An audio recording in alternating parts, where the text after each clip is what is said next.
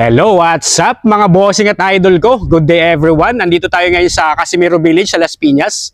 Na-invite tayo ng tropa kasi may mga unit siya dito na pasok sa budget. Galing po ng first owner mga boss. Eto, check nyo tong unit natin. Mayroon tayo ditong 2017 Ford EcoSport 1.5 titanium. Ito yung top of the line series. Automatic transmission, gas yung engine nito, odometer, 72,000 km ang tinakbo. Original mileage na not tampered mga boss, money back if tampered. Talagang ito, bihira lang po ako mag-vlog ng mga getong Ford EcoSport ngayon kasi syempre, alam mo niyo naman po yung mga Ford is maraming nagsasabi high maintenance, pero itong unit po na iba-vlog ko ngayon, talagang salang-sala na po talaga ito at na-check ko na po ito ng maayos mga boss. Engine transmission is good. Price nito mga boss, 298,000 kasama na po ang transfer of ownership mga bossing. Nakita nyo naman po yung outside appearance nito. All stock, all original yung pintura nito. Wala pong mga na-retouch dyan. Bagong bapping lang po kaya ganyan po siya kakintab. Nakita ko naman po yung first owner kung paano naman talaga niya inaalagaan yung unit na to. And apat na gulong, bago po lahat yan. Yung mga titanium natin, may ano na to, may sunroof na po ito. Ayan, outside appearance muna tayo. Ayan, mga ilaw niyan, headlight, buong buo. Mayroon na rin tong fog lamps mga boss. Ikutan muna natin to. Panalo to, tsaka yung ground clearance itong Ford EcoSport natin. Ganda po ng ground clearance yan. Lalo na po kung sumapit po yung tag-ulan, hindi siya kagaya ng sedan na mababa yung ground clearance. Saling ng first owner, napaka-fresh talaga ng unit. Super fresh. Tapos bago pa yung gulong, pinalitan pa ng battery. Ang naka-keyless entry na to, push start button. Silipin nyo naman yung loob kung paano naman naalagaan to. Wow! Ayan no.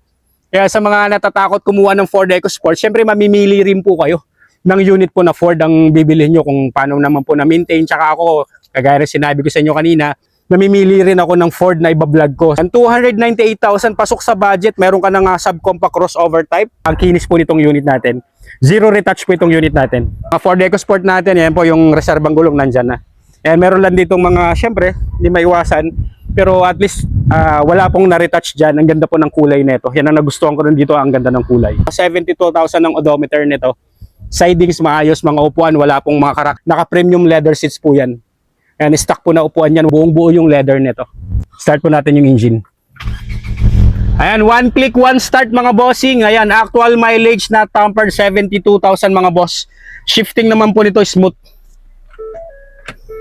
Ayan, wala po siyang kaldag. Tsaka ito, may reverse camera na to. Naka-touchscreen head unit, yan po yung nagpaganda dito. Ayan, naka-touchscreen head unit na yan. Open po natin yung aircon. Ayan, gwapo ng reverse camera nito mga boss, saka may sensor ka pa. Kaya kung sa features naman po ito, aftermarket na to nilagyan, mas lalong pumogi na nalagyan ng reverse camera ng first owner. Maayos tong unit natin mga bossing. Yan, naka-reverse tayong neutral drive. Wala po siyang kaldag, wala siyang shift shock. Lamig ang aircon with automatic climate control. Tsaka dito naman po sa steering wheel, audio control, may voice command. Yan, working naman po yan. Ayan, goods na goods to. Tsaka may daytime running lights na rin to si Ford EcoSport yung sa headlight nito. All power and all mechanism working naman po lahat. Tsaka mating yan, all intact. 100% not flooded unit, 100% no accident history. Tsaka pag ako naman po ang nagbablog, talagang I'll make sure na natetest drive ko, na-i-scan. Siyempre po, na-check po ng maayos. You can bring your own trusted mechanic para naman po ma-check nyo ng maayos yung unit. Unli check, unli scan, unli test drive, wala pong problema mga bossing. Ito naman po yung sa second row natin, ayun gumagana yung sunroof. Ang gandahan nito, napakalambot nito yung drive, yung mga Ford natin. Yan talagang kaganda ka electric power steering na kasi yan. Ang drop niyan, ito yung view. Kahit naman anong sasakyan po ang bilhin nyo, nasa naggagamit at nagme-maintain lang din po yan. Basta sundin lang po natin every 5,000, palit po tayo ng langis. Pag may mga konting nararamdaman, siyempre ipapacheck po natin. Huwag po nating hayaan na, goods pa, tumatakbo pa. Wala namang kupas yung mga bubong neto. Ayan, pwede to sa 298,000, dare to compare na lang mga boss. Pwede nyo puntahan ng actual. Sigurado ako, pag nakita nyo naman ng actual, magugustuhan nyo to. Sa 298,000, tapos gano'n na po yung itsura. Upgraded na po ang head unit, naka-Android head unit na po yan. Goods naman ang shifting, tapos apat na gulong bago po lahat. Yan po yung kagandahan sa getong series natin. Yan nakita nyo naman po. Makikita nyo talaga na hindi gamit ang unit. Sa 2017 model, 72,000 km ang tinakbo. Legit yan. Next unit natin mga bossing, ito another pasok sa budget din. Mayroon din tayo dito 2012 Ford Fiesta 1.6L. Automatic transmission, gas yung engine nito, odometer, 60,000 km ang tinakbo. Original mileage din po, galing din ng first owner, money back if tampered. Ending zero ang plate number, registered yan hanggang October 2026. Gwapo to, naka-full na to, naka-full body kits na to. Ang ganda na ng forma nito, sa mga gulong na apat, nasa 90% trade life pa po. Naka-D15 po na, na mags. Yan, kagwapo ng itsura nito. Pag lamps, kaya sa mga kababayan natin naghahanap dyan ng pasok sa budget na sedan, pwede nyo pong i-check to at i-consider. Panalong panalo rin to, galing din ng Personer. May repeater na signal sa ating side mirror. Tapos ito po, nakita nyo yung loob nito. Wow!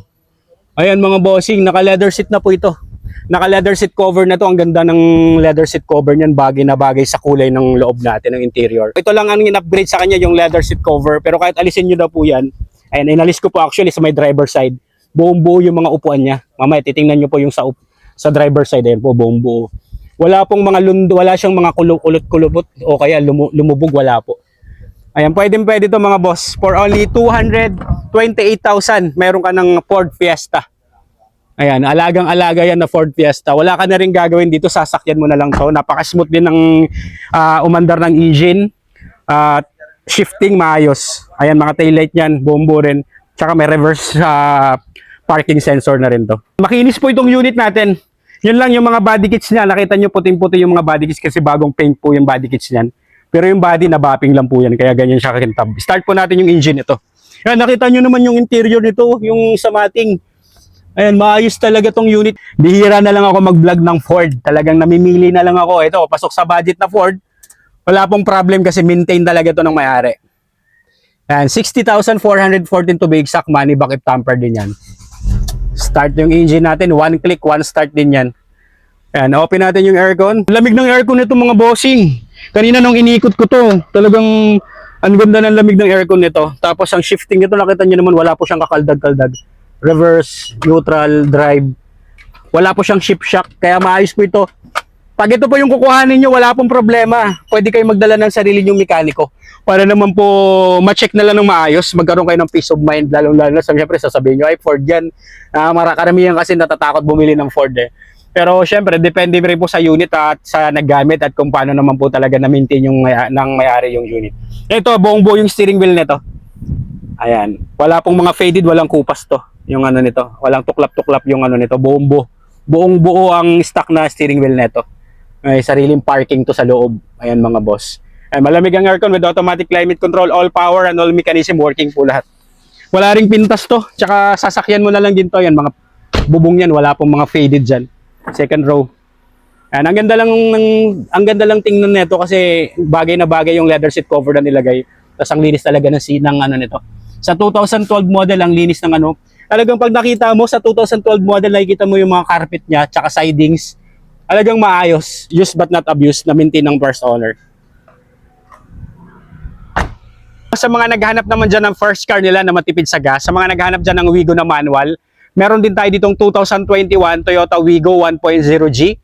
Manual transmission, gas yung engine nito. Odometer mga boss, 46,000 km ang tinakbo. Outside appearance nito. Zero retouch din to, makinis tong unit natin. Ayan, bagong bapping lang din kaya ganyan sa akin tab. Sa mga naghahanap dyan ng Wigo na manual, pwede nyo pupuntahan to for only 378,000. Meron ka ng 2021 na Toyota Wigo 1.0G. Manual transmission, gas yung engine, odometer, 46,000 km ang tinakbo. Price nito, 378,000. Kasama na po ang transfer of ownership. Na nakita yung mga ilaw niyan, taillight, buong buo. Wala pong mga bahid ng mga crack or paninilaw. All intact to. Ending 5 ang ano nito, kaka-registered lang to. Registered to hanggang May 2027. Mga gulong, makakapal din mga boss. Nasa 85% trade life. Ayan, pare-pares po sila ng gulong lahat. 4 na gulong makakapal pa. Sasakyan nyo na lang din to. Wala na rin kayong gagawin dito. Kita nyo naman yung mga upuan, no? Sa 2021 model, buong buo rin mga upuan nito. Ayan. Oh. 2021 model yan mga bossing. Tsaka 46,000 km lang ang tinakbo. Ayan, kung gusto nyo po ng manual na Wigo, eto napakatipid, super tipid dito sa gas. Start natin yung engine nito. Ayan, actual mileage not tampered, money back din if tampered, 46,085 ang mileage nito. Ayan, start natin yung engine, one click, one start. Open natin yung aircon. Naka-touchscreen head unit na to mga bossing. Mayroon, stock niya po na head unit, meron na po ito. Ayan, Toyota head unit. Ayan, malamig po ang aircon, buga pa lang. Glove box. At maayos po yung mga ano nito, maayos yung dashboard. Smooth and responsive, 5-speed manual transmission, all intact. Nakita nyo yung mga pang-ilalim, ayan, malapit sa ano. Ayan yung mga pang-ilalim niya, no. 100% not flooded unit kasi pag mga nabaha po yung unit, hindi na po ganyang kakulay ang mga pang ilalim yan, hindi na po ganyan yung mga foam na nasa loob. Ayan, maayos to, all intact mga bossing. Pwede nyo rin pasok to ng financing mga boss. Second row na ito.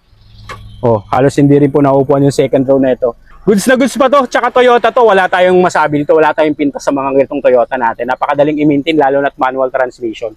And next unit naman natin, check nyo rin po itong 2018 Toyota Corolla Altis 1.6G. Automatic transmission, gas yung engine nito, odometer, 66,000 km ang tinakbo. Price nito, 558,000 mga bossing, kasama na rin ang transfer of ownership. Yan, sa mga naghahanap dyan ng Altis mga bossing, pwede nyo rin i-check to. Maayos din yung unit, galing din na first owner, original mileage na tampered. Ayan, mga ayos po yung mga headlight niyan, may fog lamps. Kaka-registered lang po nitong March, so registrado to hanggang March 2027. LT1 HPG verified, makakapal lang mga gulong. Makinis to, maayos ang pintura. Wala po itong gas-gas, walang dent. Ayan, may repeater na signalet sa side mirror. Naka-stock lahat. Stock pa po lahat ito. Sipatin yung interior nito. Ayan, yan lang po yung naka-upgrade sa kanya. Naka-leather seat cover din to. Wow. Ganda ng black na leather seat cover niya. Nakita niyo naman yung interior. No? 558,000 kasama na rin ang transfer of ownership. Ayan. First owner din po. Galing din ng first owner. Kita niyo naman yung mga mating. Oh. Ayan yung mga mating na original niya. Intact na intact talaga mga bossing. Panalong panalo tong unit natin. Ayan. Pati mga sidings yan buong buo. Tsaka yung mga gulong syempre. Mga kapalang mga gulong. Tsaka yung mugs neto, yan naka dinan metal, na-repaint po yung mugs niyan.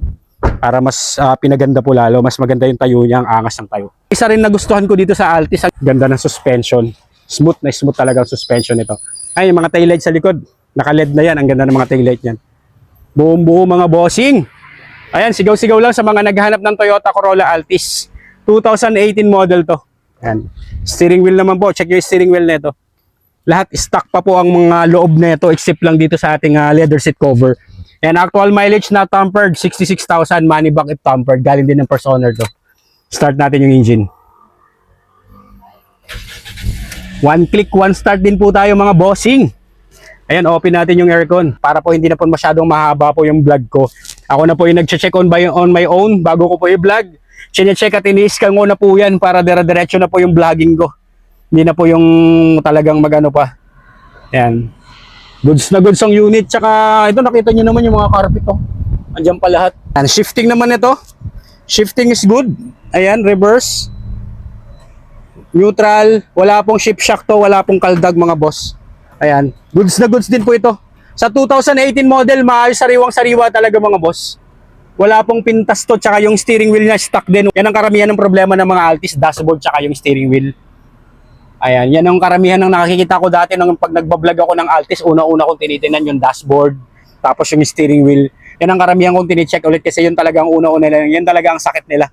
Pero ito maayos to, yung stock yan na dashboard maayos, saka steering wheel. Wala pong mga bakbak o faded, yan nalulusaw kasi yan sa init, yung mga ano nila. Pero ito goods na goods to. Ayan, kaya sa mga naghanap ng Toyota Corolla Altis, pwede nyo pupuntahan to. Sa Casimiro Village, Las Piñas po tayo, or you can comment down below sa video para ma-assist ko po kayo. Alright mga boss, sa mga kababayan nating OFW, sa mga naghanap ng second-hand cars dyan. Ayan, J Catskill Vlogs, legit tayo 100%. Ayan, ingat po ang lahat. God bless. See you po sa next upload ko mga bossing.